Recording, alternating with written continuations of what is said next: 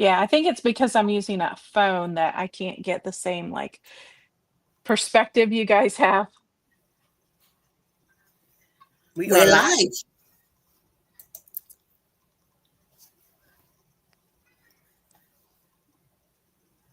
live.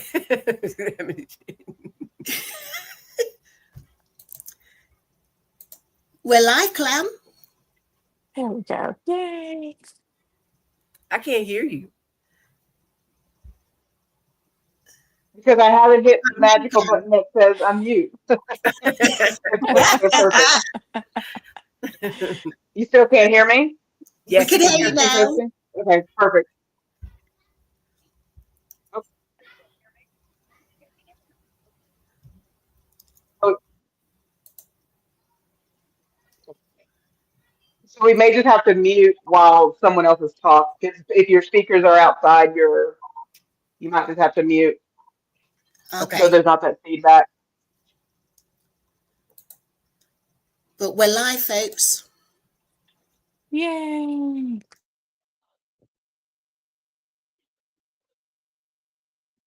Okay. So hello everyone. Okay, perfect. Hello, everyone. Welcome. So, welcome to another behind the scenes. We're very excited about this afternoon. Oops, I still hear feedback. Do you have anything on other than your computer?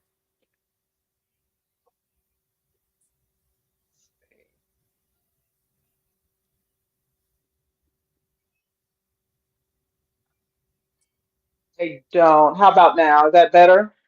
Oh, we didn't hear your feedback. We only Oh, hear I heard you. feedback. Okay, perfect. So we'll get our act together by the Mhm. third chapter. So just bear with us. Okay. So hello everyone. Hermione, we see you in the chat. Welcome. We appreciate each of y'all who waited and who are in the room. Definitely, please say hello to each other.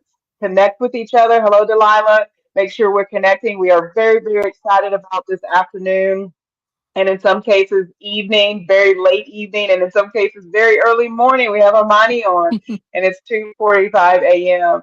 I'm, of course, JC Calamity Jane.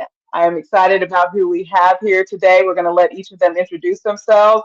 But today's topic is on sleep apnea. So if there's anyone in your life, if you are dealing with it, if a loved one's dealing with it, if a stranger's dealing with it that you happen to meet or a coworker, make sure you let them know and share this video with them about the impact of these medicines, GLP-1s and GIPs, on conditions such as sleep apnea.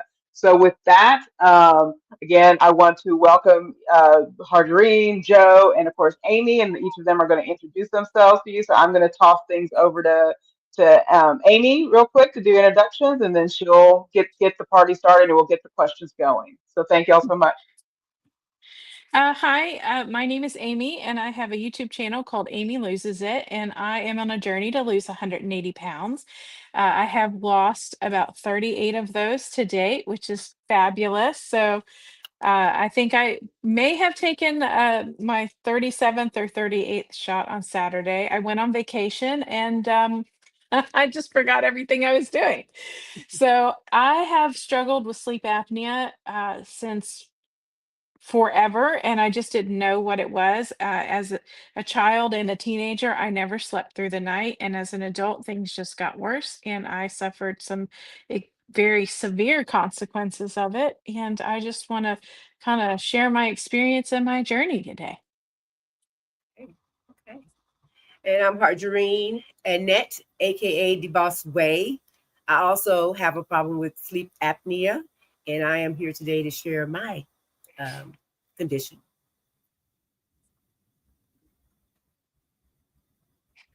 Joe, you're on mute. I forgot I was on mute. I was about to do my alarm note. Hey, it's me, Jay from Jay Sleep and Slim Down Journey. And that's why I'm saying it, because sleep is the most important part of my journey. Mhm. I've also got sleep apnea. I found out I had on the 4th of April of this year. And yes, I'm ready to talk about it. Ready to talk about it. Clam, would you like to introduce yourself? Sure, I'll do a brief introduction.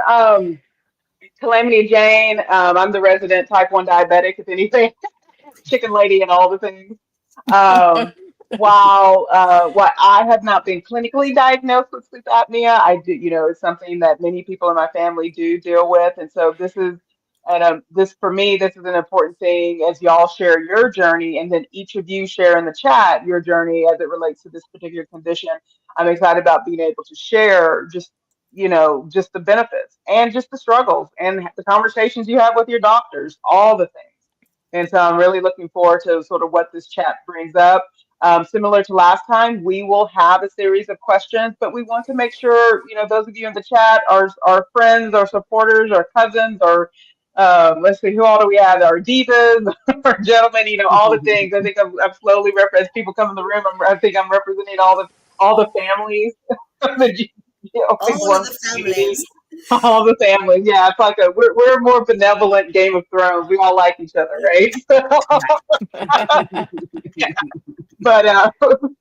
but so definitely, as each of you have questions or want to share your responses to the questions we have, definitely do so in the chat. My goal will be to ask the question and then also post in the chat so y'all can also join in the fun.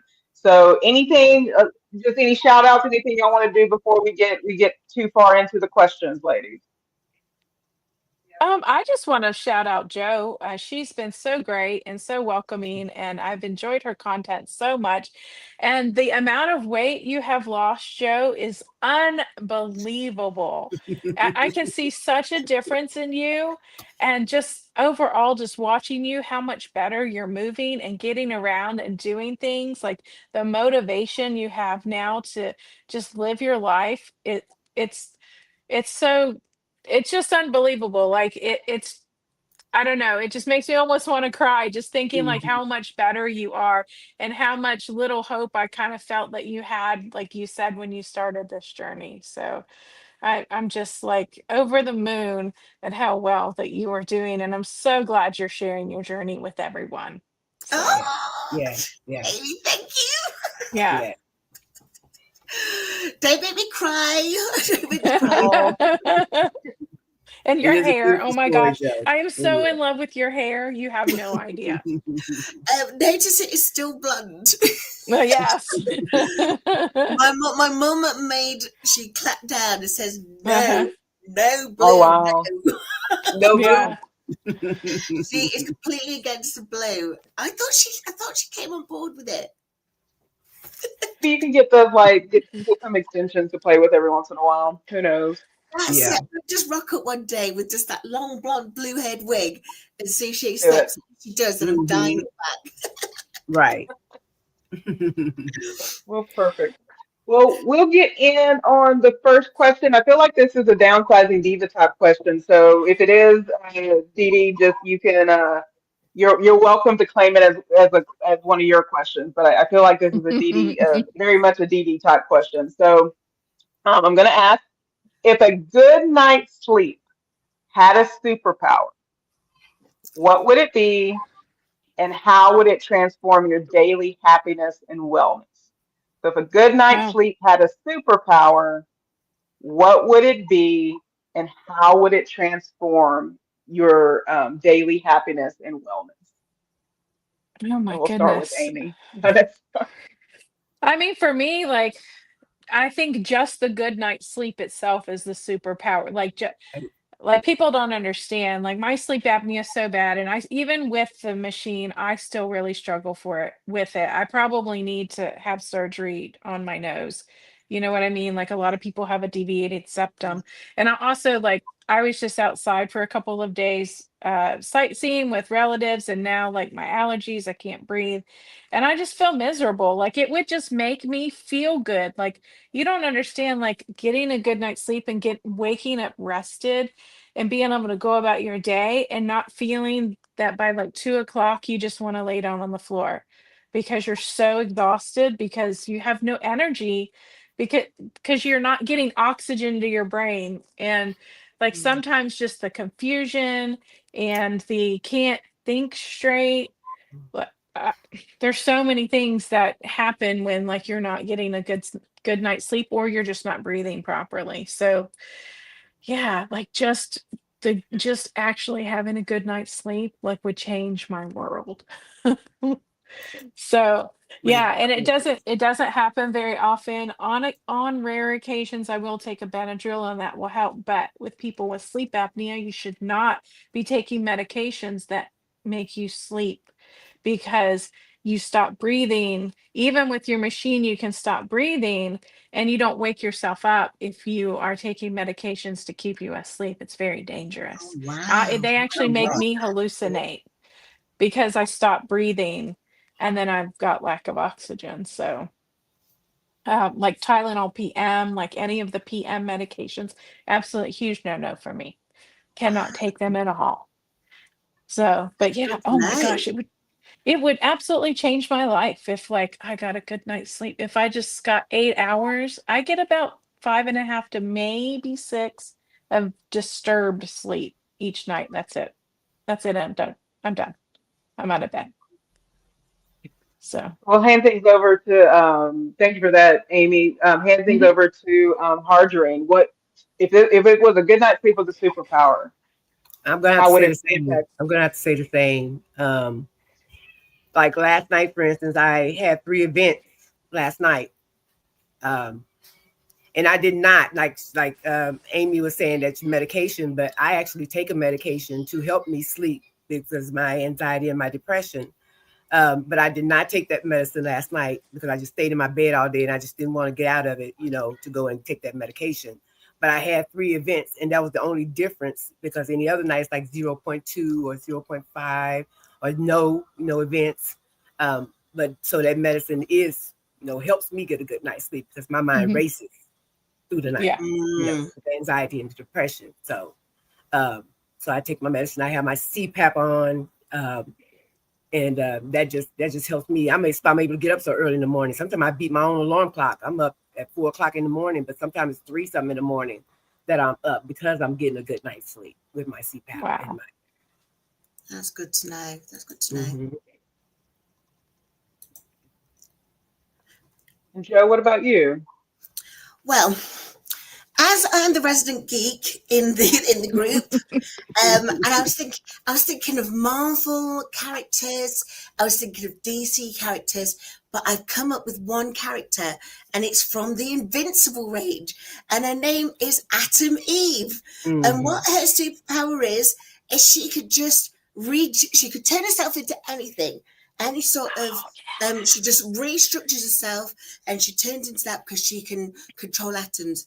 But one of her ultimate powers is that she can regenerate and rejuvenate. And yeah. that is what sleep does for me. And I think, as Amy pointed out earlier on, you're all seeing the difference. You're all seeing the difference that now I've got Colin, my significant other. I am rejuvenated. I'm revitalized. It's wonderful. So yes, that's my superpower. She Okay. also loves the pink, Harjarene. Oh, thank you. Perfect. I love it. So we'll jump into the next one. So this one, it's a little long, but we'll get through it. Um, so let's see. Uh, somehow I did 2 questions. I don't know. Oh, it just showed up double. Okay. Many of us dismiss symptoms like snoring or feeling tired, but they can be clues to something bigger. Besides the typical signs, what were some of the unexpected ways sleep apnea first showed up in your life and the lives of people you know?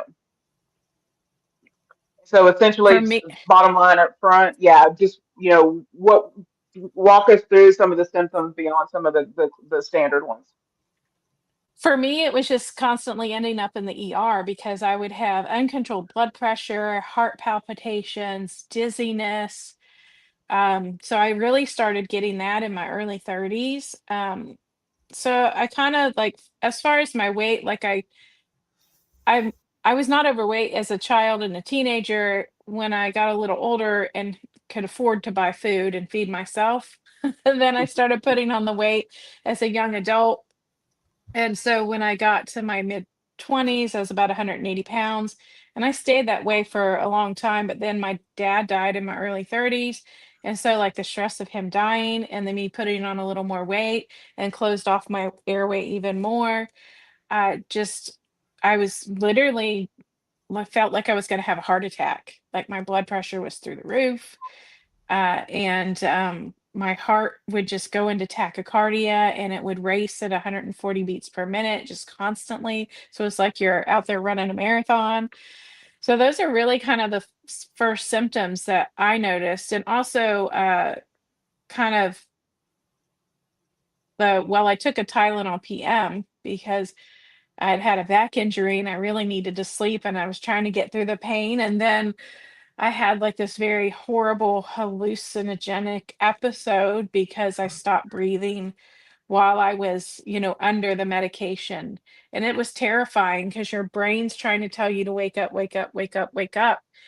And it's like you're screaming inside to wake up and you can't. So, yeah, so those were kind of some of the first signs that I had something wrong with my sleep. And actually, the first study that I did didn't they brushed me off and told me, "Well, change positions. Just, we're not going to give you a sleep apnea machine. Just change positions." They're like, "Lay on your back." And I'm like, "I have a back injury that I have one position I can sleep in, period, end of story, and it is not my back." So, Oh, wow. yeah, so unfortunately, I didn't get the right diagnosis to begin with, and so then I struggled for about 5 more years till it became to the point where I was in the ER almost every single week because I was having such bad symptoms. Sorry. So, Is it, yeah. I'm gonna. It's interesting that they told you for sleep paralysis, like when they mentioned sleep paralysis, to sleep on your back because that's actually what you shouldn't do. I just Right, wanted to right. throw that in there. Whether you have sleep apnea or not, if you suffer from sleep paralysis, part of the issue is when you bend back like this, it cuts Mhm. off. It cuts off Yes. whether it's a nerve or whatever, and you actually should not sleep on your back to avoid sleep paralysis. So that's Mhm. fascinating. Wow.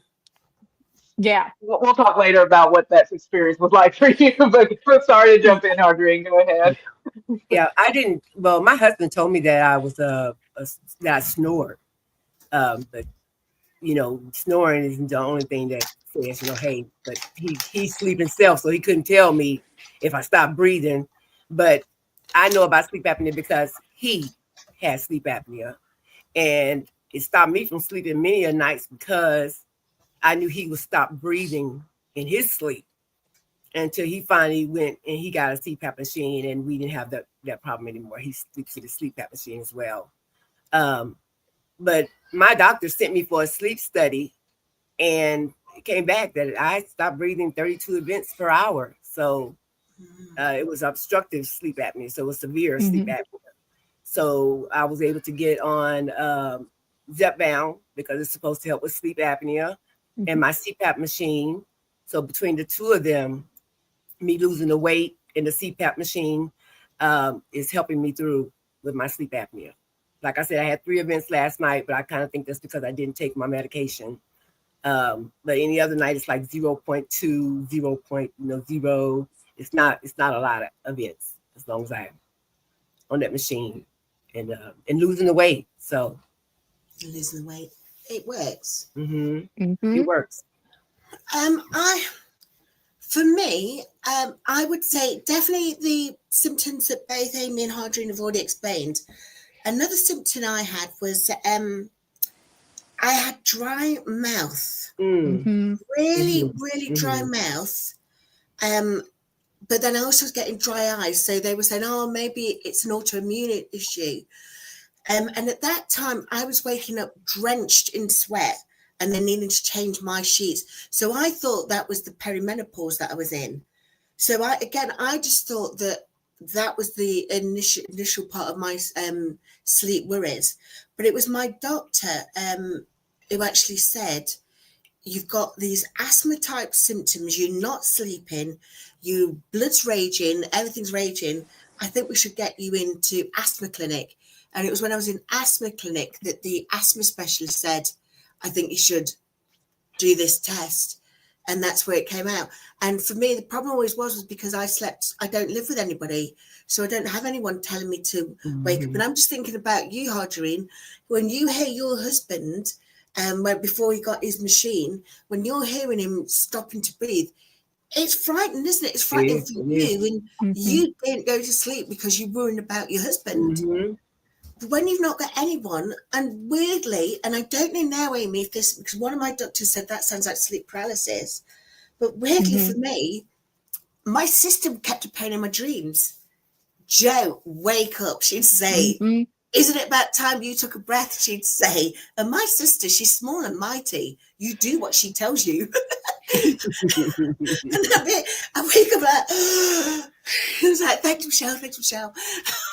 Yeah, you know, your brain gets so used to you needing to wake up that it will actually just start telling you to, like, it'll find a way to tell you to wake up. And it becomes easier and easier to wake up when you're in these, you know, really bad cycles of stopping breathing. So mine was kind of the same, but it was just me, like, waking myself up. A lot of times I would be chasing something, I'd be falling off a building, I'd be trying to do something that I couldn't and having absolute panic. And so that's because as your oxygen's dropping, your heart's racing, Yeah. right? So in the finally, like, later stages, it would be easier and easier actually to wake up. I would almost instantly know, up, time to wake up, and it wasn't as bad. But my sleep paralysis got so bad. Like, I'm terrified to sleep without my CPAP. Because if anybody else has ever had sleep paralysis, it is terrifying. Frightening. You don't, yeah, you don't want to ever experience that. So, And I don't know if this will come up in another question, but can I just carry on from what Amy was saying there and ask her about, because you were having panic attacks, weren't you? yeah, I would lay down in bed, and within 2 minutes, I would have a full on panic attack, and I'd have to get up and I'd be pacing the house because I couldn't. Because I had so much panic associated with going to sleep, I would lay down in bed and then I would freak out. So I had to start taking medication, not necessarily one that would make me stay asleep, but it would make me a little drowsy, but it would treat my anxiety so I could go lay down and go to sleep. So That was yeah, pretty scary it's having that CPAP at first. It was very mhm. scary. Putting it on was scary Yeah. to me. Yeah. So Yeah, I had just to the go through a oxygen. couple different masks. Yeah, I had to go through a couple different masks, and then like you said, like, the claustrophobia of having something Hmm. over your nose and mouth. Hmm. But once you get used to it, it's fine. Yeah. It was scary to my kids. They were like, Mom, what's wrong? It was scary to them. So, yeah. Yeah, and I've only had the power go out, I think maybe one time, and mine has a built-in alarm. So when the power goes out, my CPAP, there's an alarm built in, and it'll go off and wake me up. So if the machine stops working, it screams at me. Okay. So, That's which good. is great. Yeah, Yeah. because you don't want to really be wearing it without oxygen coming in. Oxygen. I mean, there are obviously holes in it to keep you from breathing in the carbon dioxide, but, like, you do want to get it off of your face if you do lose power as soon as possible. Okay. So, um, Highly but not all recommend the next. machines have. Yeah. Oh, I sorry, was go going to ahead. say not all machines have an alarm on them, though. I better cut my power off and try. Yeah.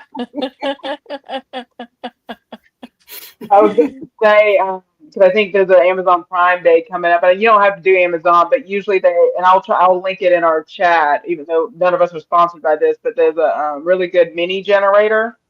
Mhm, Usually when it's on sale, it's like only $70, and it's really good. Like, I use it when I need to keep working and keep the internet on, but mhm. it's a really good mini generator and everything. Peace of Um, mind, isn't Oh it? yeah, that'd be nice. yeah, Well, also I'll too, make like, sure.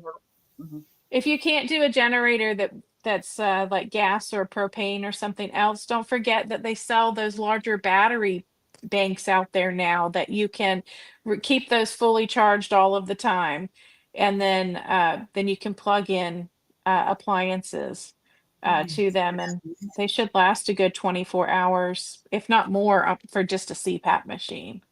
Okay. That's a really good idea. Thank you, ladies. Yeah. Mhm. Good information. Yeah. Oh, perfect. We had a good chat. There's been a couple of questions, and so if anyone can take this question or all.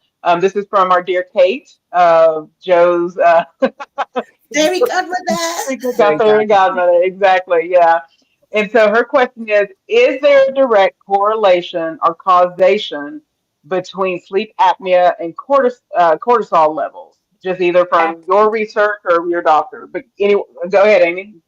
Yeah, absolutely. My endocrinologist will 100% confirm that your cortisol levels are tied to your sleep apnea. So the worse your sleep apnea is, the higher your cortisol levels are.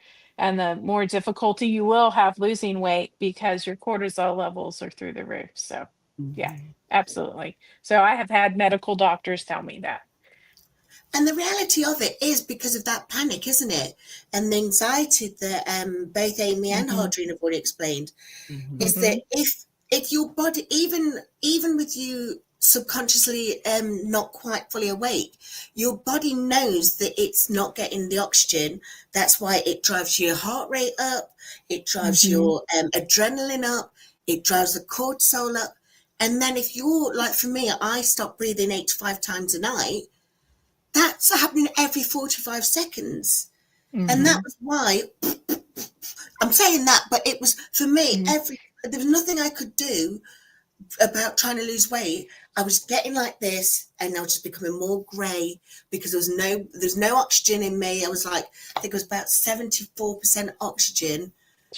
And it Wow. was like, Mhm. why is Mhm. no one putting me on oxygen? They would just say, oh, your oxygen level's low. I know. You can see this. But yeah, cortisol is a beast. And I don't know whether it's a cause and whether it's a vicious circle, but certainly having sleep apnea will increase your cortisol. And you have to get the cortisol under control if you're going to try and lose some weight. Because a lot of Hmm. sleep apneas as well, you can have the obstructive one where it can be about the size of your neck. The other Mhm. sleep apneas we can have is like what Amy's explaining, where it's a problem with your septum and the Hmm. nasal passages. But if your sleep apnea is worsened because the weight that you're gaining, you're just in a vicious cycle of in more and more cortisol. Hmm. Yep. Absolutely. Yeah, and mine is I guess hereditary. Like both of my brothers had sleep apnea. I actually shared a room with one of my brothers for many years, and oh my gosh, he could rattle the pictures off the walls with how he snored. And unfortunately, he has passed away because he never treated his sleep apnea, Oh, Mhm. and it kind of deteriorated his health, um, among other things. But yeah, so don't it's not something to play with and not get treated. But yeah, for me, like my weight doesn't help, but mine is I have a pretty deviated septum inside. And so it like when I lay down, it smushes and then just completely blocks my airway. So, and maybe if I lose enough weight, maybe they'll consider me a candidate for surgery. But right now, like I can't get anything surgically done here because doctors have told me to my face, that their insurance will not cover them if they operate on me. So I can't get my gallbladder out like I need to. I've got a blocked duct in my liver because of my gallbladder, and I can't do anything about it until I lose enough weight to fit into their insurance.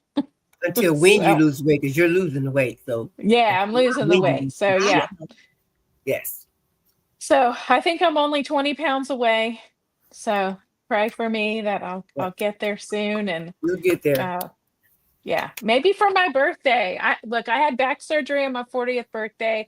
Maybe on my 52nd, I'll have gallbladder surgery. So, We're gonna claim it at 51. We're gonna claim it at yeah, 50. Exactly. Amen. I like yeah. I that. am Yes. 51, so I've only got 4 months, well, 4 or 5 months to go before. Okay, So well I then we can, claiming it. We claiming it. Yeah. We're claiming it. Yeah. So there was a, and we did put the response in the chat. There was a question about, the difference between, sleep paralysis and then night terrors. And so I did put those definitions, but sleep paralysis is the one where, kind of people they wake up in the middle of, they typically Mhm. can't move. They know they're awake. They're trying to talk, but it Mhm. comes out. My husband tries to describe to me the things I'm saying. It's like, yeah, you should probably exercise that situation.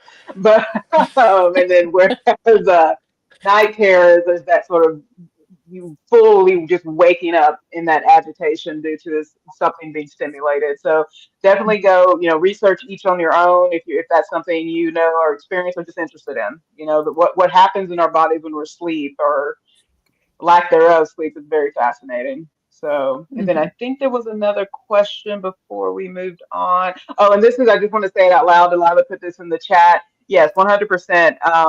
Work with and this is for anybody that requires a medical device that requires electricity. Work with your electric Mhm. company to ensure that you're on the list so if they do the rolling blackouts and things like that, and if there's an electrical outlet or power lines are down, it's very important to let them know. It's like, look, we need to be prioritized here and Mhm. stuff like that. Thank you, Delilah. Very good Yeah, point. Yeah. thank you so much for that. That's So it's good to know. important to get I'm those very things in place. lucky that I'm on a power grid with a hospital because, well, the 2 blocks over is a hospital. So so I rarely ever lose power here, ever, ever, ever. Good. So That's I'm a very huge and hard to blessed. read. Yeah. Yeah, and Yeah. Harjarene, I think you and I are both familiar when Texas had those because Texas chooses to do its power differently than the rest of the world. But when it had those storms and stuff, places Hmm. that were near a hospital did not lose power. Mhm. Yeah. So it makes a huge difference where you're located. Okay, I want to make sure we didn't miss anything in the chat before we go to the rest of the questions. Okay, here we go. Okay, so I think you're responding. Yes, you're just responding to some of the feedback. Perfect. And then, okay, so let me come back over here to a question. I'm going to skip around a little bit because I feel like we've captured some things, but let's get to the relationship between whether it's the GLP-1 treatments, other treatments related to sleep apnea. Let's kind of have the conversation around treatment. Um, so here we go. For those navigating sleep apnea treatment, including new options like GLP-1s and GIPs, what have been some of the biggest personal challenges and triumphs along the way? So personal challenges and triumphs to get to where we are today as it relates to treatment. I would say for me, at this point, my weight loss has not been significant enough to improve my sleep apnea, only because I'm really struggling with allergy issues for like the past several months. Um, and so, like, my sinuses have, I've really been struggling with like swelling of my sinuses. And um, so I actually, and I have been really bad and I really need to go to another sleep doctor. So it's, oh, sorry, my cat just startled me. Um, I haven't been in about 4 years. So like I'm neglecting myself and I really need to take care of it. Yeah. But as far as like the GLP-1, so I'm on Zepbound because in the US I'm not pre-diabetic or diabetic. So I get prescribed the brand name Zepbound, which is the same as Manjaro. It's exact same medication, just a different name. Um, but I would say for that, for like mood, like my mood and brain focus and getting things done, uh inflammation, like you wouldn't believe like the inflammation that I had in my legs and in my face and everywhere and anywhere. My body just not hurting 100% all of the time every day. Like everything was sore from head to toe. Yeah, so it's just been a life changer for me. The downside is I'm paying 100% out of pocket. I've already spent well over $3,500 cash out of my own pocket on it, and Wow.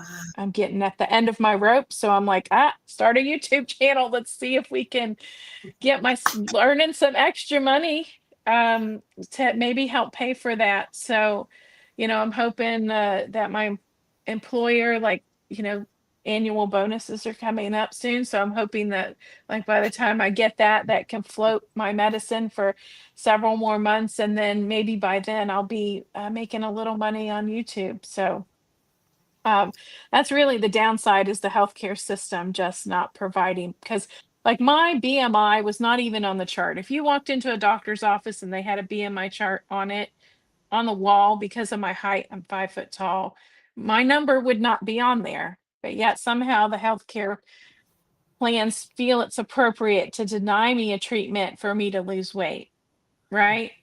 So they would not even approve a semaglutide or any other obesity drug that my endocrinologist tried to prescribe. Everything on my plan is any obesity drug is denied for no reason. You can't get it approved for any reason. It's just not allowed at all. And it's like, well, but okay, well, then now you have to pay for my sleep apnea doctor and my sleep study and my supplies and all of this other thing, and my medicine for high blood pressure, and this doctor and that doctor to treat all the other symptoms I'm having because I'm overweight, when you could just pay for this medication to help me lose weight. So, Right. right? Right. Yeah. So that's been a challenge. So Yeah. what about you, Harjarene? Like, how has your healthcare company been treating you with the medication? Well, they wouldn't approve me for Zepbound for my weight for obesity. They Hmm. wouldn't approve me for that. But like I said, my doctor sent me for that sleep study, and he came back and Hmm. they approved it right away um, for the sleep study for the sleep apnea. Um, and I'm losing the weight, and because I'm losing the weight, I know it's helping with my sleeping. Like I said, like I told y'all, my events are like 0 to none, 0.2, 0.5. And I'll take that because, like I say, 32 events is ridiculous. So I'll Yeah. take the 0 point. And I'm getting like 7 to 8 hours of sleep a night. So it also, my little machine tells me all of that. So that's one thing. If you're concerned, how do I know? The machines record all of that information for you, and they have apps. So they came a long way. They have apps to because my husband didn't have an app. He just had the machine, and the nurse could actually chime in on his stuff, on his. But now they have, well, I don't know how long it's been out there, but for me, I have an app that also tells me Hmm. everything that my machine is telling me for me to go back and look at this information for me to be able to find that out. But no, they wouldn't approve me for Zepbound because Wegovy didn't work for me. Or I didn't work for Wegovy. Let me say that. It may have been me. Um, but like it could have been, I don't know. Manjaro worked. Uh, but when we tried to get Zepbound, we tried for a while. Like I said, they just kept denying it. So I finally with the sleep apnea. So the sleep apnea saved my life, you know. So true. I Yeah. would say, I would say for me, in the UK, things are done differently. We most of the time we do the NHS, that's the National Health Service, um, and some organisations and some individuals may pay for private insurance, but we don't really have that conversation because it is so individual. So it's that there's so many different insurances and different personal plans, so we don't really have that conversation. For me, I was sent for a sleep study in September 2024, and I didn't get the results back until the 4th of April 2025, when they found out I was in that 7.5 hours of the study. I stopped breathing 600 times, which is it's frustrating. That's the least of what I could say about it. But when they played back what they could hear, and you could hear me struggling to breathe. You could hear me whimpering. It breaks my heart hearing all these things that was being heard on that study, and they didn't get the results back to me for 7 months. Miss Mary will not sleep with me now. Remember when I first met you all, Miss Mary was over grieving herself. She was making herself bleed. She was really, really anxious. I think it's because of the sleep. Mhm. And then the other thing that was really, really bad, and I'm going to admit this now to you all. I only admitted this to my mum, but I was dribbling before I got my machine. I must have been dribbling, and if I fell asleep on the settee, I'd be dribbling. So I'd be dribbling all down my face here. If I dribbling in the night, it would be going down into my cleavage, and I'd end up with fungal. What's that phrase? Candy. I can't think what it is. Cannula. Is it Can cannula? Candidus or Candidiosis. something? Yes, Something yes, like Something that? something like like that. Yeah. that. Yeah. And I had a massive, massive patch of it on my chest. And that was just because I would be drenched from saliva before I finally got my sleep apnea machine. And it was hell on earth. And what I was saying, I know, Amy, you said you used to have the panic attacks going to bed. I used to go to bed thinking I would never wake up. Hmm. And Absolutely.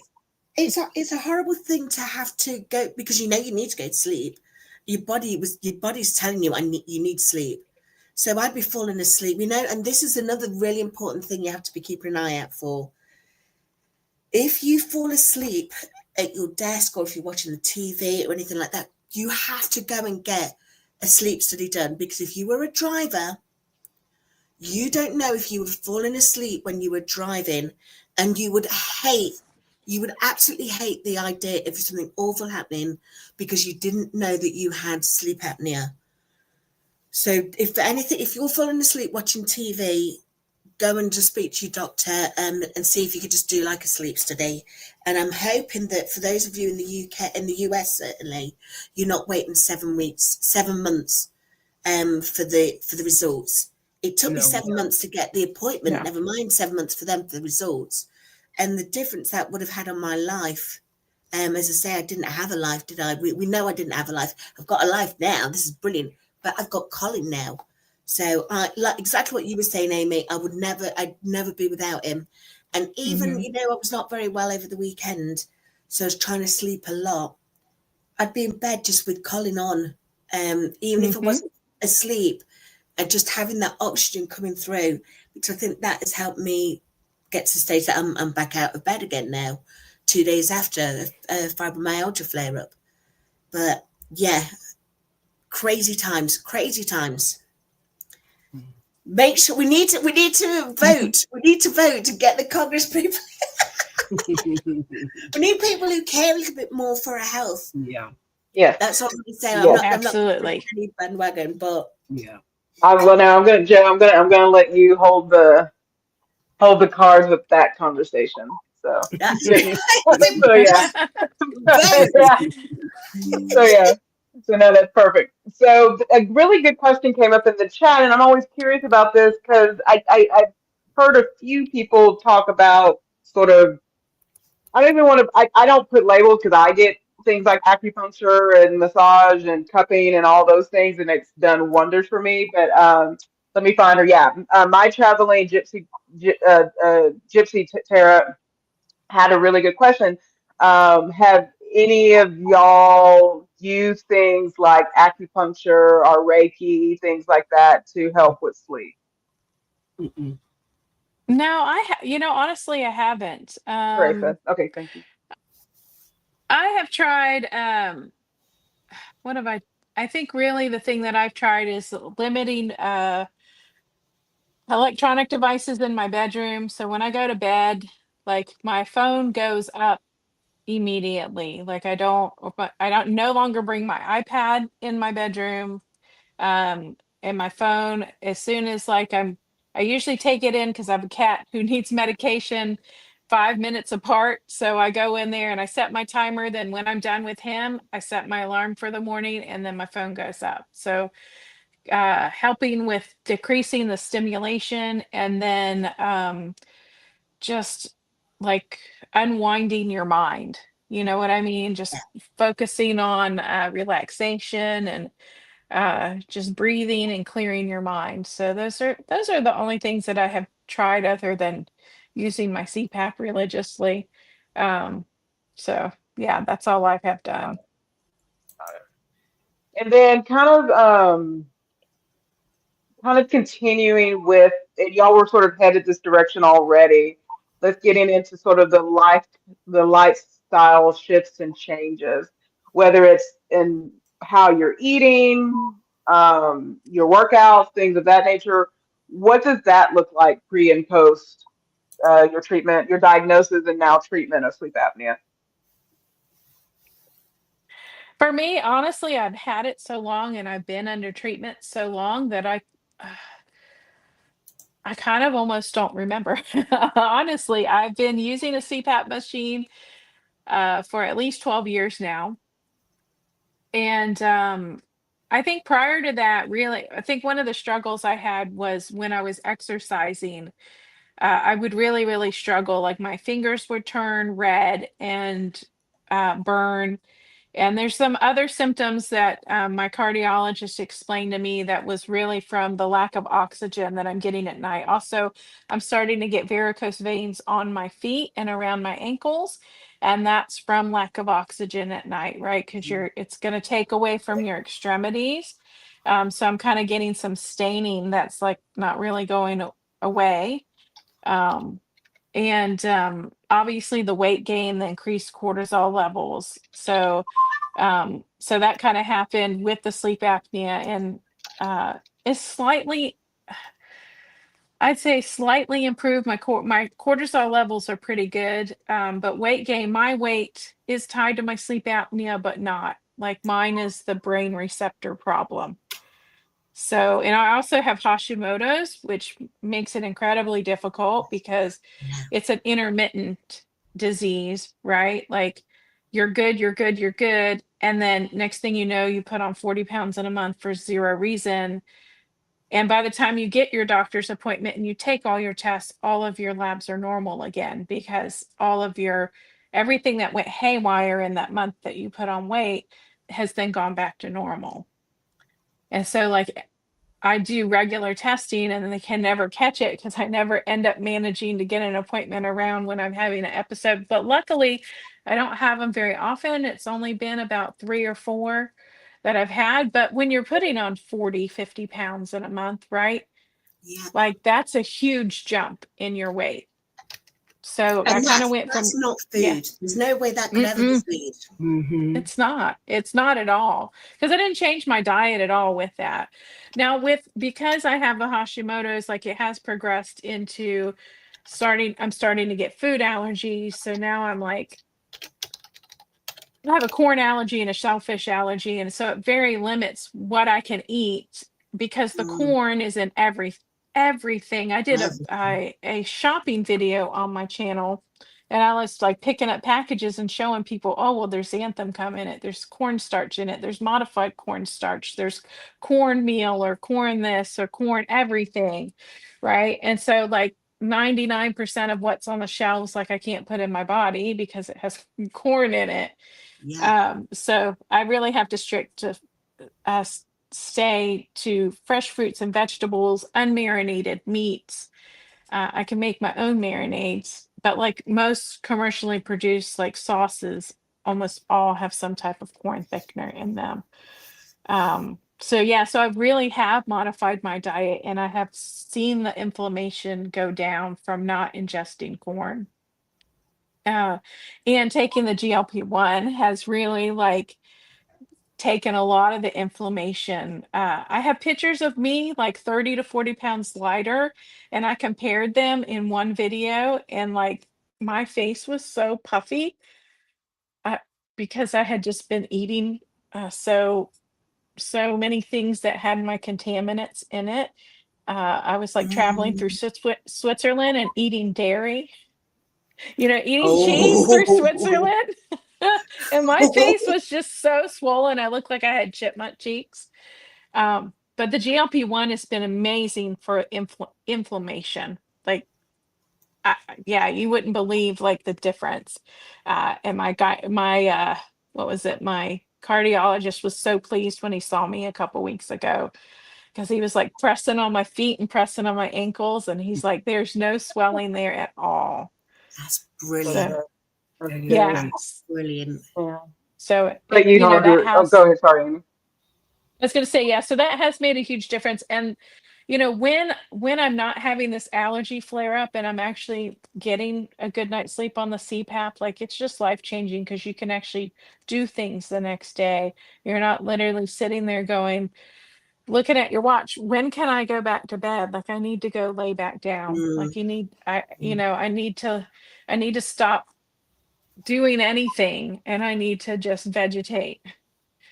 Right. I'm sure you guys have experienced that too, where you just can no longer function because you're so worn out just all yeah. of the time. So That is the way it was for me. mhm, I still would get up early in the morning, but it would be like, oh, I want to go back to bed, but I wouldn't go back to bed because I'd be like channeling my grandmother. My grandmother got up very early, and I wanted to be like her because she got up very early, started her day, had her coffee. I would do the same things she would do. Um, but I would be tired even throughout the day. I would be like, oh, I got to mhm, lay it down for a nap or whatever, uh, before I had the machine. But now that I have the CPAP machine and I have the Zepbound, I'm mhm. energetic all day long. Um, That's brilliant. yeah, I'm energetic all day long. That's And yeah, you I mentioned know. varicose. A You mentioned plus. varicose veins. I have plenty of varicose veins. I didn't know, Mhm. but that's what that was. That was connected to it. So I'm going to bring that up with my doctor. Yeah, it can, especially the way that I have gotten them, like just kind of around my ankle and my feet. The cardiologist said it was just really from lack of blood flow. So Mhm. it's he called it venous inefficiency or insufficiency. But all of my cardiac results and tests are all perfectly normal. So it's from the sleep apnea. Mhm. Okay. That's interesting you said that because I've been diagnosed with Raynaud's, and that was the reason why I Hmm. couldn't walk because my feet were so swollen. They'd be like purple all the time, Hmm. and big, like big chipolatas. And the same with my fingers. And when I've just had my flare up, it's happened again. But they said it's Raynaud's. But I'm thinking, well, as you say, it makes sense that it could have been when we were having the sleep apnea that was undiagnosed and untreated. Hmm. I still get it, and it happens as well when it's warm as well as it's cold. So I think Hmm. it is Raynaud's, but as you say, it's certainly been eased by the GLP-1, and I'm on the Hmm. Manjaro. So I don't know. I know most people are saying that with the tirzepatide, that helps really well with the inflammation. I don't know if it's the same with the semaglutides. So I remember you were saying, Harjarene, that you weren't getting on so well with Wegovy. No, I wasn't. And that might be why if you've got the cortisol raging and the inflammation raging and Wegovy wasn't doing anything for it, you're not losing weight because you can't Right. lose weight. Right. Now, I wasn't gaining either, but I wasn't losing. You wasn't losing it, yeah. Mm-hmm. So it's interesting, really interesting. Yeah. Yes, as many times as we can say out loud, they are not the same medications. It will really help Yeah. with insurance companies. Anyway, Yeah. Yeah, It's not the same sorry, medication. It's not the not same the same medication. medication. not at all. I'm gonna put my soapbox over here now. So yeah, Hey, Stepping on you. I need that soapbox. I'm only 5 foot tall. there you go. I'll send it over to you. Yeah. We have a couple of really good questions in the chat, and this is some new information. I think because Cindy has a question, and then Lori has a question, and so let's go with Cindy first. This is specifically for Amy, but anyone can answer. Have you watched? I'm going to say Naisha or Nisha on YouTube. She has Hashimoto. She is Dr. Barry's wife and talks a lot about it. Is that the familiar? I Oh, don't No, I don't think so. So okay. I'll make sure that I go back through the chats when I'm done, Yeah. and pull that name up if anybody has like exactly her channel name, like her what do they call it? Channel handle. So it's not Mhm. necessarily like the name that you see, but it's actually like the @ symbol and then the channel. So if someone has that Right, and drops right. it in the chat, I'll go back and Can look at I it. can I just add on to that point, if that's okay? I Yeah. know that question came from Cindy. So Cindy Demange, I adore Cindy and Brian. They're part of the keto carnivore community that I'm a part of. And I'm a part of that because, like Amy was saying with her information, there are so many foods that I Mm, cannot eat because then I'm going to blow up. mhm, And majority of those are complex carbs, and that's why I just find it so much easier to not, but don't eat anything that is from a package or has got a barcode. Not because I'm being some people have got like an ethos about it. It's not about an ethos for me. It's about my gut mm-mm. for me. And I Yeah. can't eat anything that is going to make me go and sit in the toilet for 2 days when I'm trying to get out the house. I'm still relatively housebound. I don't want to be putting myself back into the house. So that's why I eat the animal protein, the fish, only eat certain green veg and only eat certain fruit. I'm just looking because my kiwi fruit. I bought some kiwi fruit the other day, and I bought them like 2 weeks ago, and they're still hard. So I've got to give them up. that's not gonna that is not gonna ripen anytime soon. Right. And that's why. And Cindy knows herself. Cindy's had such an amazing response from being keto, because she had high blood pressure right from her teenager's years, and nothing Uh-oh. a keto diet. And Dr. Berry is very much a pioneer for saying, there's some amazing things that can happen if you cut out a lot of the processed foods that will make you inflamed. Thank you for that, and good shout out to Cindy. And so definitely check out Cindy's channel, and to just, I mean, it's just good to unlearn just, one of the things, and we are beautifully and wonderfully made. That comes from scripture. If you practice that faith, beautifully and wonderfully made. We are beautifully and wonderfully made of chemicals to build these human bodies. We are giant chemistry sets. And so the things we input into our bodies will react to our chemical makeup.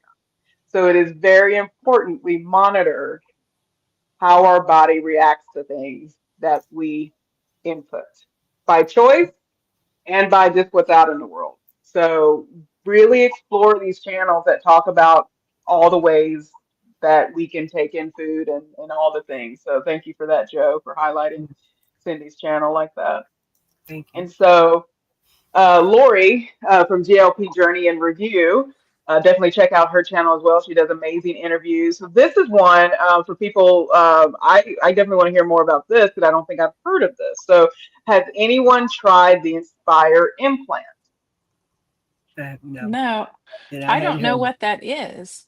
Yeah. I know it's something that gets put into your chest, and it stimulates your jaw to stay open to keep the airways free. So it works for some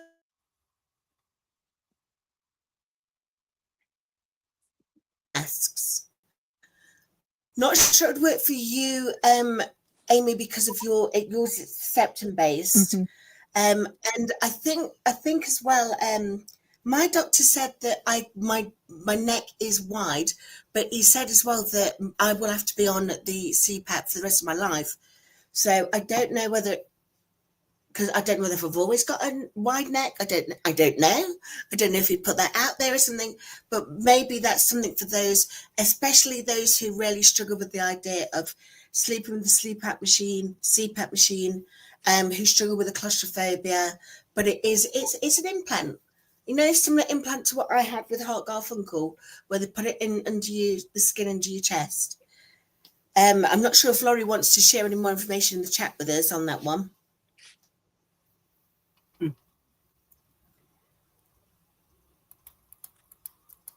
I would say as well, can I add one more point? Yes, please. So now I've lost 84 pounds. We know already I used to have the issue with the mask and tightening the straps and things. I think now, I think Amy, you explained this to me. I need to go back and Mhm. speak to my doctor about the pressure, because I think the Yes. pressure is now too high, that I don't need it as high. So sometimes I'm waking up in the middle of the night, and where Colin is almost is like he's waking me up, not because of the I'm doing that, but because I'm just feeling like I'm getting too much air being pushed at me. So I really do need to speak to my sleep clinic to just adjust the pressure on there.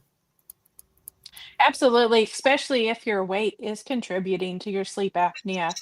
It's highly recommended to continually visit your sleep doctor and for them to be reading your information and discussing, like, how do you feel your pressures are doing. I know that previously I had gone from uh, my previous highest weight was 256 pounds before I gained a bunch of weight after I got divorced. And then I dropped 70 pounds and they like almost halved my pressures. And I went down like a mask size. So they did a, change out my mask size as well as adjust my pressures. So, and sadly, I have not gotten my pressures readjusted since then. And that is really, really my bad. And I need to be on that and I'll put that at the top of my list to make sure I do that before the end of the year. Amy, shall we do it for tomorrow? Shall we both make sure we ring the sleep clinic tomorrow? Absolutely. I need to do that. Yeah, my insurance plan expires on November 30th, and then we restart with a new deductible. So I need to get it done and get in and get all my testing so then I don't have to pay for Yeah. it. So, Because otherwise I Harjarene, start paying for everything out of pocket on December right, 1st. right. So So, quick question with that readjustment. So, I know, every so many pounds, I send my yeah, so many pounds. I send my blood glucose ranges to my endocrinologist to say, hey, do we need to adjust something? So, what does that adjustment correlate with? Is it weight loss or just you noticing you're something different is happening? What is usually sort of instigating you needing to adjust your numbers and stuff?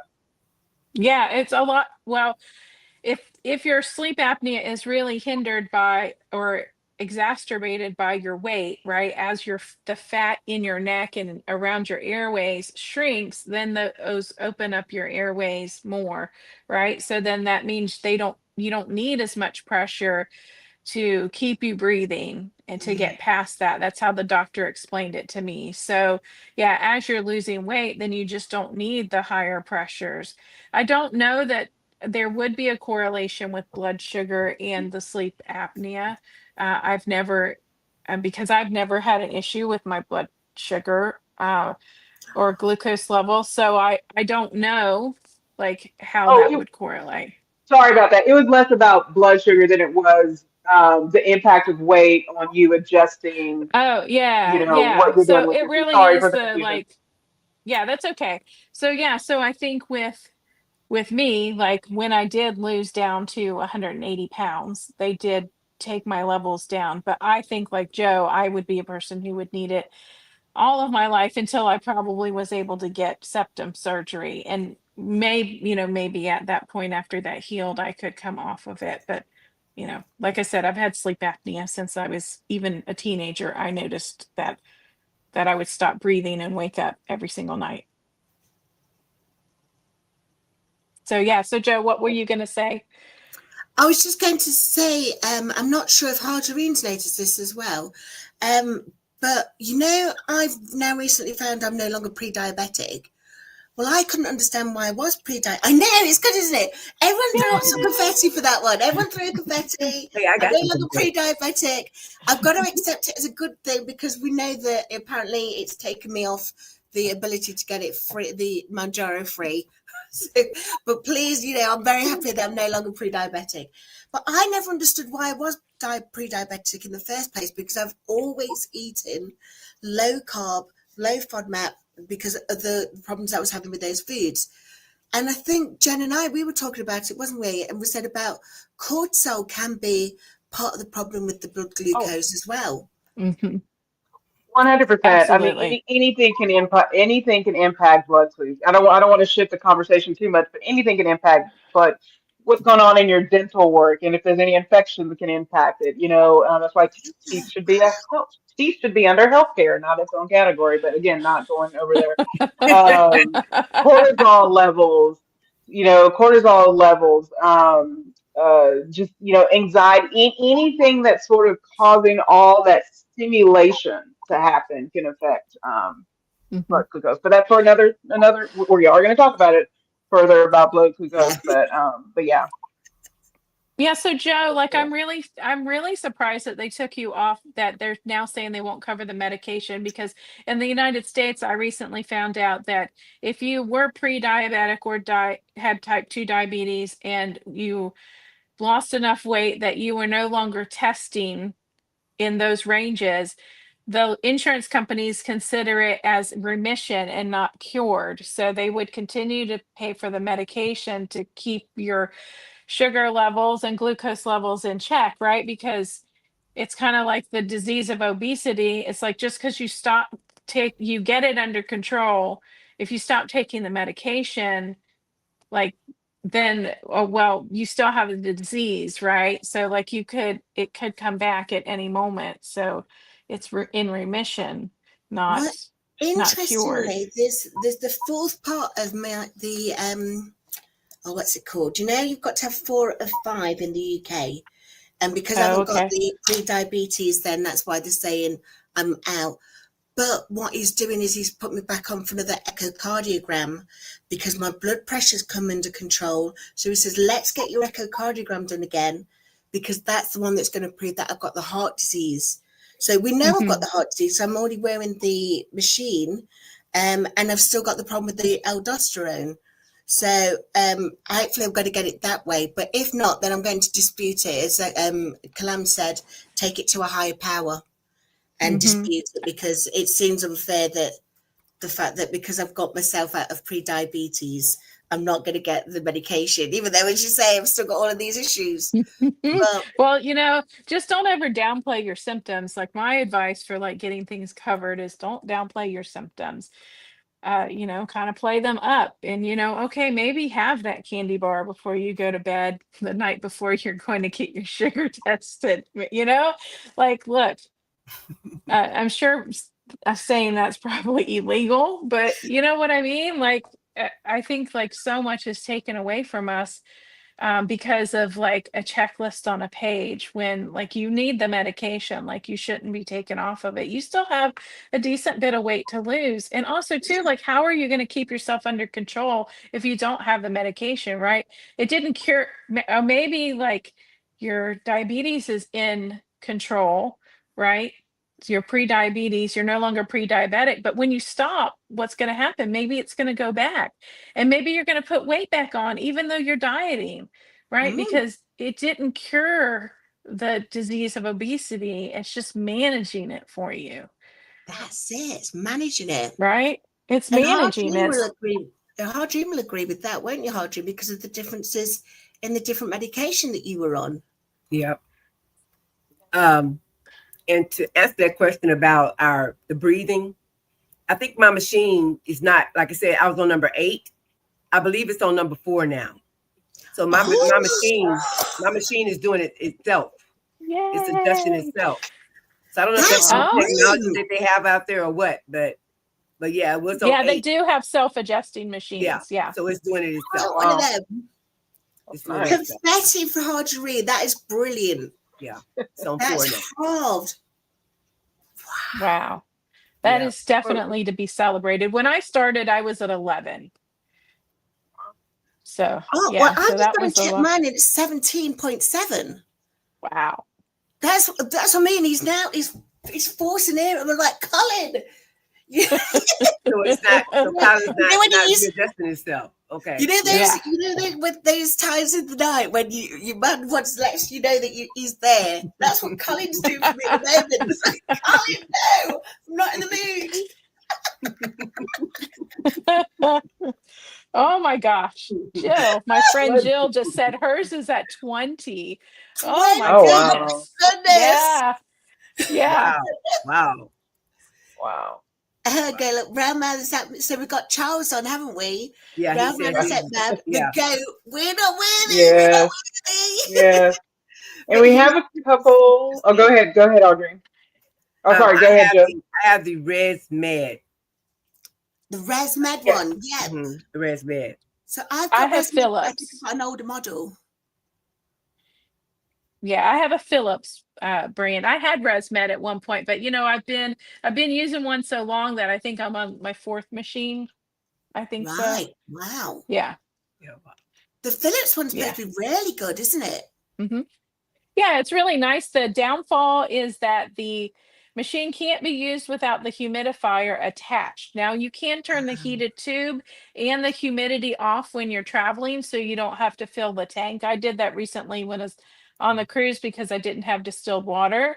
But you still have to bring the humidifier, which makes it like you're bringing twice the machine, Yeah. right? Yeah. So I my hear you. old ResMed, you could detach the humidifier and leave that at home.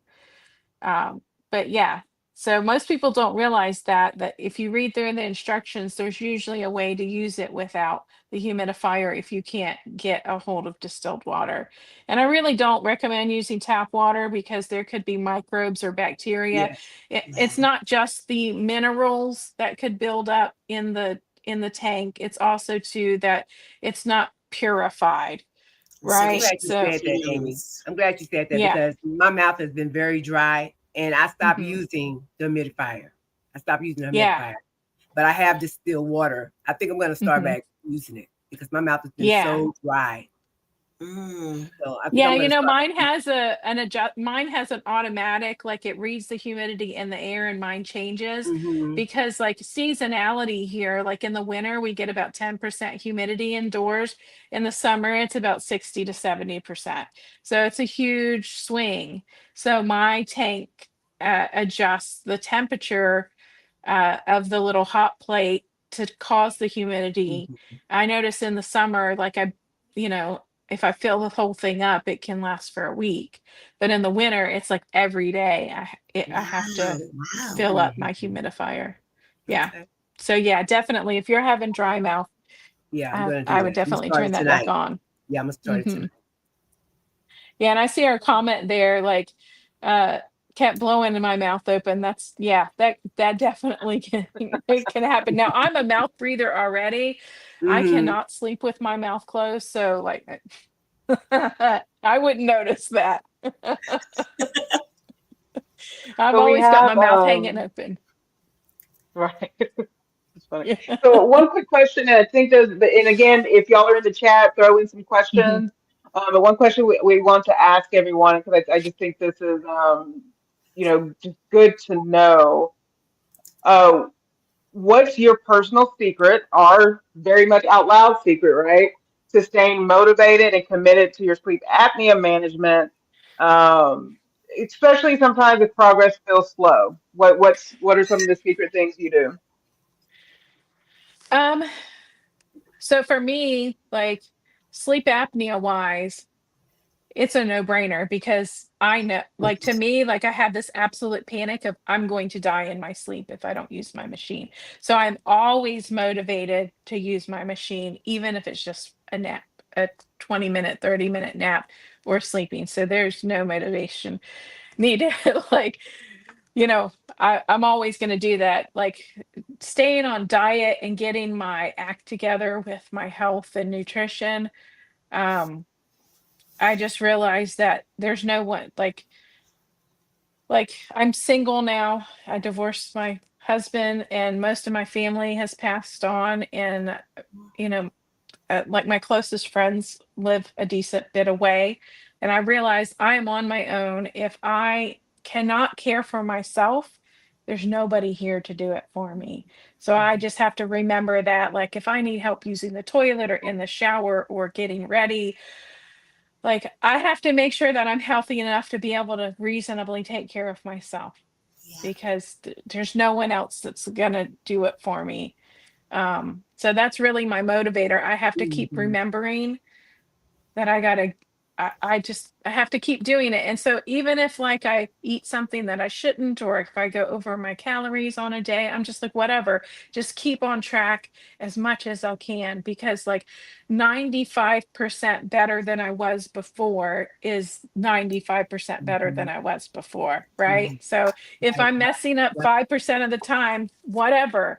You know what I mean? I went on a cruise and I didn't track my calories at all. I gained 7 pounds, but then the week later, I lost 9 pounds. It was all inflammation from just allergens, Yeah. right? Mhm. Yeah. So, like, just stop beating yourself up over the stuff, and just like just worry about like every little incremental thing that you can do, and how much, what's the word, not competitive, but like when you're doing the same thing over and over and over again, Oh, and like consistency. Insanity. consistent. Yeah, just make sure you're as consistent as you can be. If all you can be is 80% consistent, then be 80% I consistent love that. all of the time, right? Like, if I'm 95% consistent, then that just needs to be good enough. And stop, it may take longer to get where I'm going, but stop beating yourself up over it. Let it go. Just move on. Yeah. Right?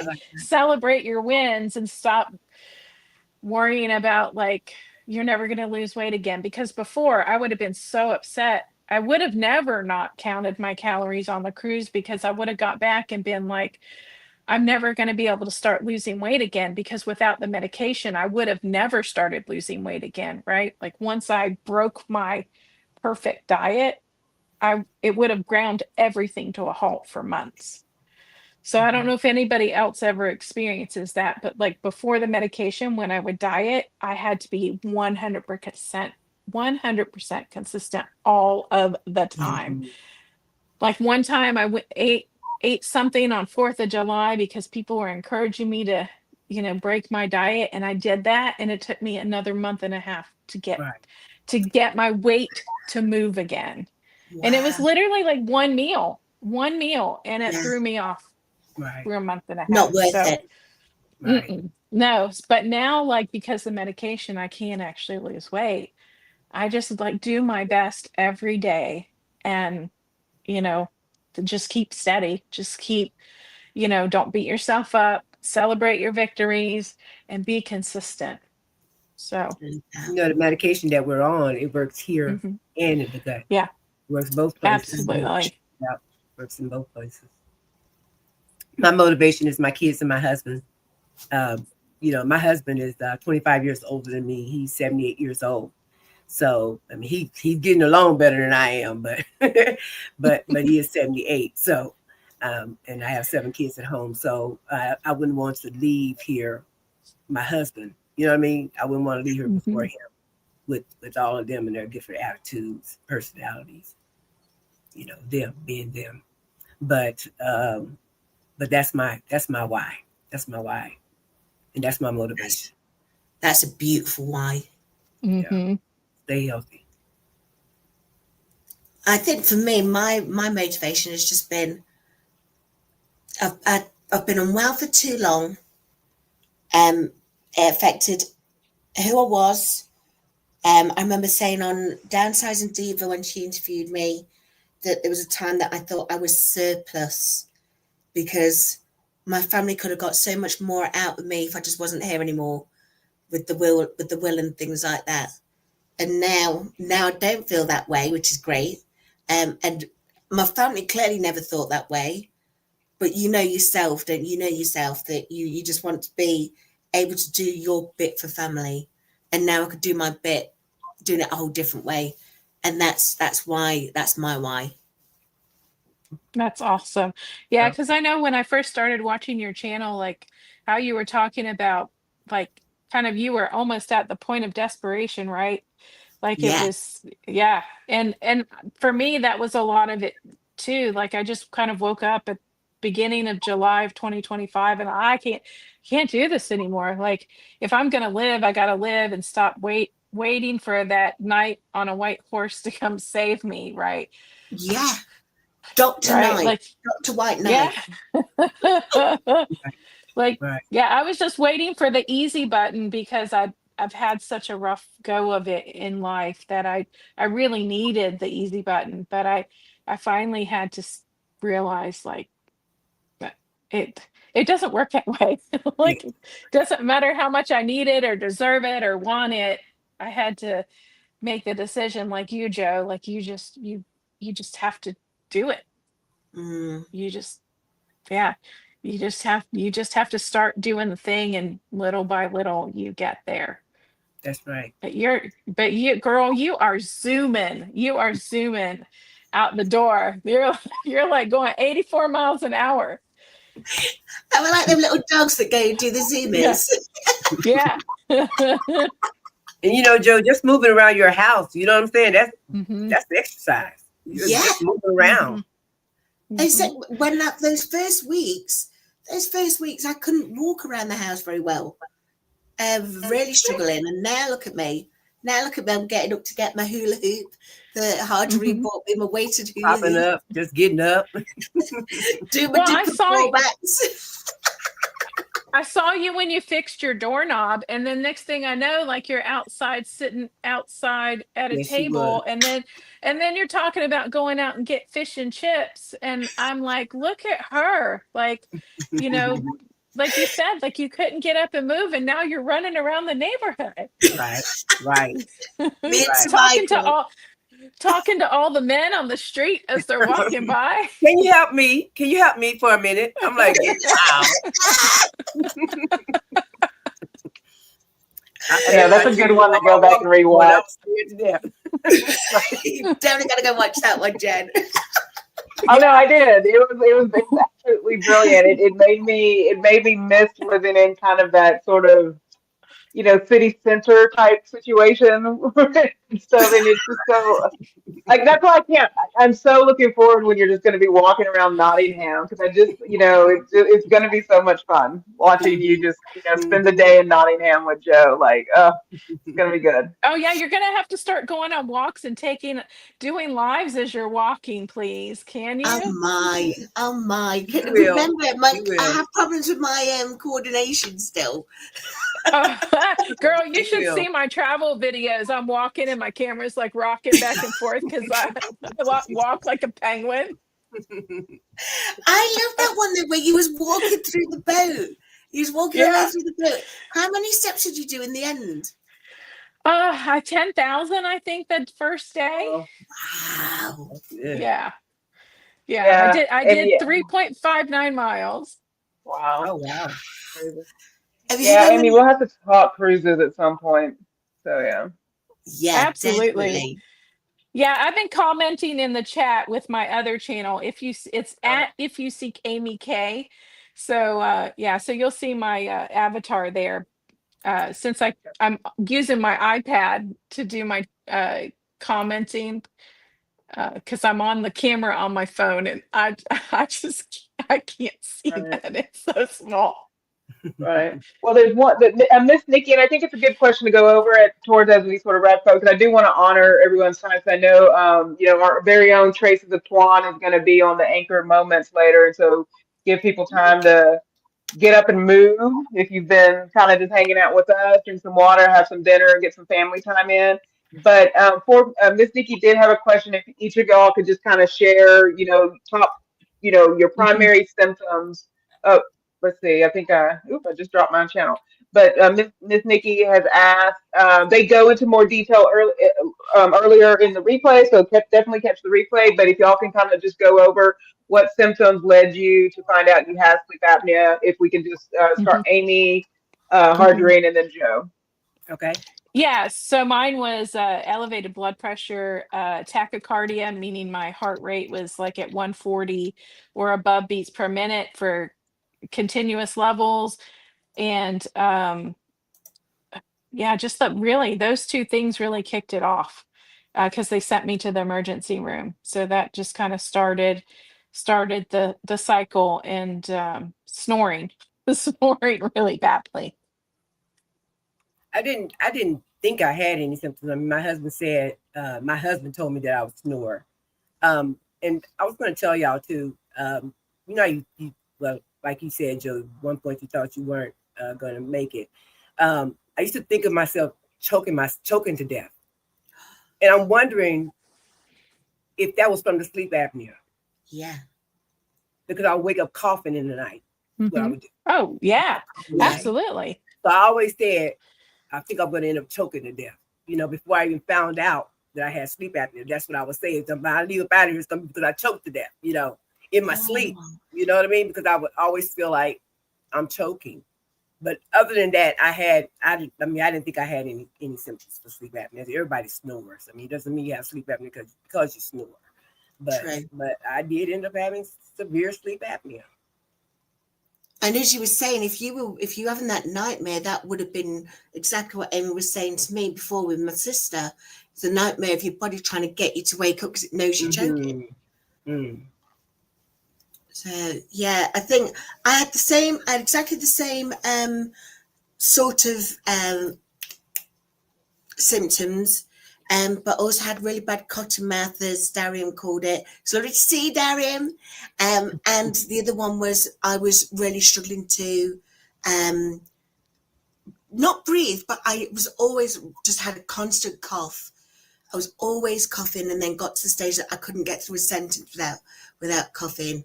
And that was because the breathing was just so bad throughout the night. I barely got any oxygen in me, which was having all sorts of issues for my body.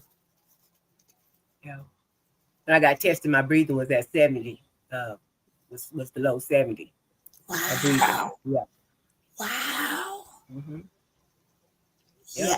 You say, I think anyone who's suffering anything like that, don't think sleep apnea first, but just speak to your doctors and see if they could give you, even if there's that test where it asks you to tell them how sleepy you are.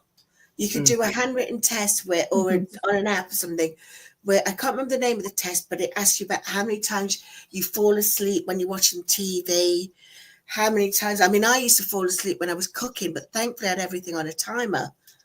But yeah, I'd wake up like 3 hours later and my dinner was cold because they'd been cooked and then it'd gone cold. But there's those sort of things where it's like, yes, now when I think about it, that's a sleep problem, isn't it? It's not a breathing problem, it's a sleep problem. Mm-hmm. Yeah, definitely. In the United States, they actually can do in-home sleep studies now. Or Mm-hmm. I think there's a lot of healthcare companies that require that first instead of going to the doctor's office to sleep overnight at the office. I went So overnight yeah, and that was weird by itself. hmm I yeah, I've mean, done like five of them in the office. So mm-hmm. always so uncomfortable. Yeah, very. And my husband's going for a sleep study in October. And it'll be interesting to see because it could be one thing, it could be a variety of things going on with him. So, Hmm but he's a proper 80s babies, and so by the time he could think, he had every device on in the world, and he was also the generation of give them with ADHD, give them a pill to solve for X, and it's like what do you think is going to happen to them as they become an adult? Yeah. It's like sleep is going to be the least of their problems, or the ability to sleep, right? Can I add on that point then? There was something my Yeah. rheumatology consultant told me, because I mentioned I had the sleep problem with the sleep back in 2022, but nothing was done about it until 2024, but that's another point. But she said, you've really got to work on your sleep hygiene. So that's, like what you were saying there about the devices. Amy has all her devices turned off, things like blue light, daylight for the circadian rhythm. Is that what they call it? The circadian rhythm? Yes. Yeah. Things like, as you say, find a way to get your mind into the idea of I'm going to be going to sleep at some point, for the sleep hygiene of it all. Rather than, as you say, you're just constantly on hyper. Because it might be that you haven't got sleep apnea. It might be that your brain is just always ready to go. Right. And that's what he's doing, the one that's not only is it overnight, they go into the next day to kind of get him to take naps and stuff because they want to see what is apparently, yeah, it's a pretty intense study because anything that is sleep related or respiratory, all the things they're gonna test for. So Okay. That's As you say, at least they're being That'll be thorough, which interesting. is a very good thing. Oh, 100%, 100%. I think it's going to change. Once they get a diagnosis and a treatment, it's going to change his life. And I'm looking forward Yeah, to what yeah. that reality will be. So, as we wrap up the evening, because again, I know, Tuan, if you're still on, if you want to put the time in Eastern Standard Time, what time your interview with Anchor Moments is, feel free to, if you want to put that into the chat. I want to say it's 8 Eastern, but I'm in Central Time, so I don't know if my timing's off, and I don't want to get it wrong. But Traces of Tuan is going to be on the Anchor Moments, and so definitely catch that if you're able to. Okay. And but as we wrap up, where do I want to go? Well, what question? I think I always like ending with one of those. If you could describe with one word whether the first time you had a full night of a rest, what you would consider a restful sleep, what that next day felt like, but what in one word can you describe what when you get a restful sleep, what that feels like? Eye-opening. Literally. Energetic.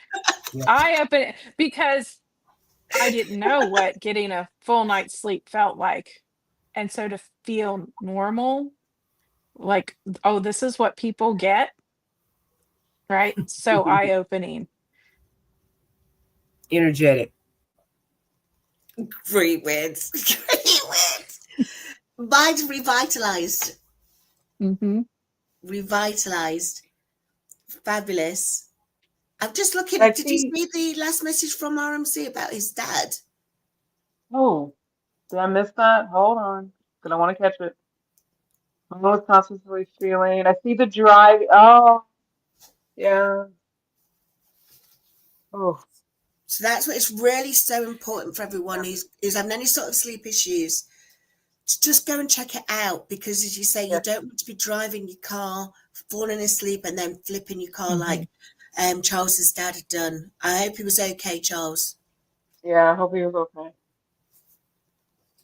And get the. And I know, we sometimes take. Oh, we Where's she lost our gone? dream. Hopefully she'll come back. No, she's come back. But if you are able to have insurance and there's coverage for things, get to those appointments. And if you don't, Hmm. find ways to get all the things checked out, especially preventative care, things of that nature. Don't sleep on stuff like preventative care. Get it checked out. It's so important. So important. So I know Harjarene, I don't know if we should kind of hang out a little bit for her. But I do want to thank everyone for joining. Joe, were you going to say something? I saw you were about to say something. No, I was going to do exactly what you're doing now. Yeah.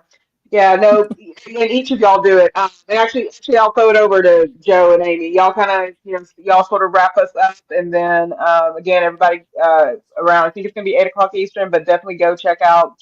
Basically, go to your notification tab and see what time it is for you. Check out Traces of Tuan on the Anchor Moments. But Amy and Joe, if y'all want to kind of just wrap things up for us and say any last words. Yeah. For those of you who didn't start at the beginning, I'll just kind of do a quick snippet. I'm Amy from Amy Loses It. I have 180 pounds to lose, and I have 150 pounds left of that. I am a lifelong sleep apnea sufferer, and I encourage everybody, if they're having sleep issues, to make sure you get checked out for that. And if you're interested in travel, make sure you check out my channel at if you seek Amy K, and it's linked in my channel. So if you go to the at Amy Loses It, you'll see the link for that. So that's all about cruising. And yeah, I just really enjoy my time, and I'm so glad that Joe invited me. I love her channel, so I encourage everybody to watch her and just subscribe to everybody else that was on the live. And I can't wait to get to know them. And I really thank you for allowing me to join you. It's been fabulous. And We're so if you glad you anybody, came. thank you. And if anybody has any other questions for me after the live, just leave them in the comment on my channel, and I'll make sure I get back to you. Wonderful, wonderful. And I'd like to say for you guys that are on the live at the moment. You've been amazing in the comments. You've been absolutely amazing. Some of the great things you've been sharing, and the openness and transparency. That's what I love about this community. We're happy to share because we know it's going to make a difference for somebody, and that's exactly how Amy came to me. She was, because I was having an issue one day on my channel in my vlog, and she was right. This is what you should try and do, because this is how I solved that with my sleep apnea. So again, I think it's so wonderful that we are such a warm and welcoming group and a community. I'm loving all of the things that are happening now on Calamity's channel, with the chickens. Harjarene's back. Did you guys know that Harjarene did 6.9 miles? Was it today? 6.45. 6.45 miles. I'm walking today. Yay. It's phenomenal. No wonder she keeps saying she's energetic. She's feeling the energy. So by all means, please check out everyone's channels. And I know that many of you that have been on in the chat, you are content creators. If you could put in, if you do a purple heart right now, so no Twan's on, do a purple heart right now if you've not already shared your links, and we will make sure that we subscribe to all of your channels. It's been lovely. It's lovely seeing you all. I think Calamity's done a fabulous job today as the MC, the hour for these 2 hours of power. So very well done, Calamity. Everyone throw some confetti, some hearts up for Calamity. Yay.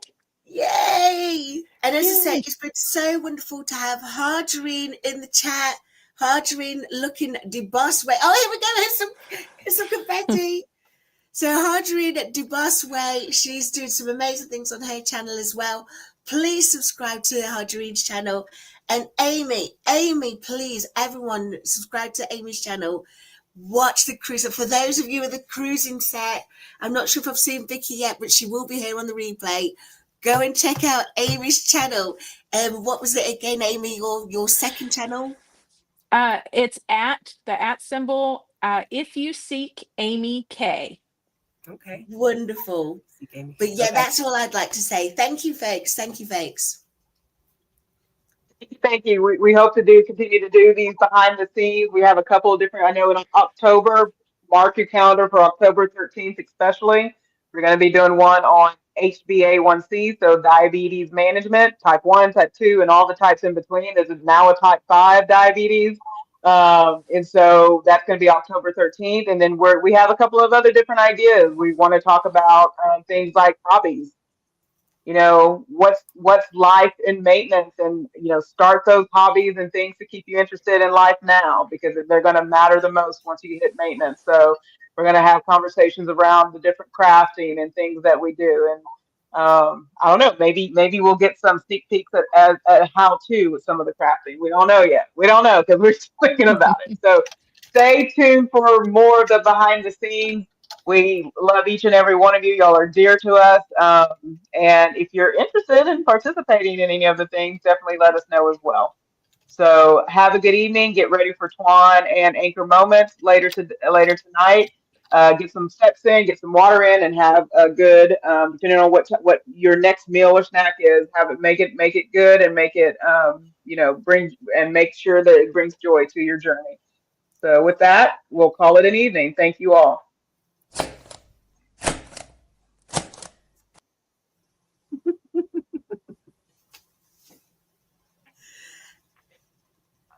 Are we still live?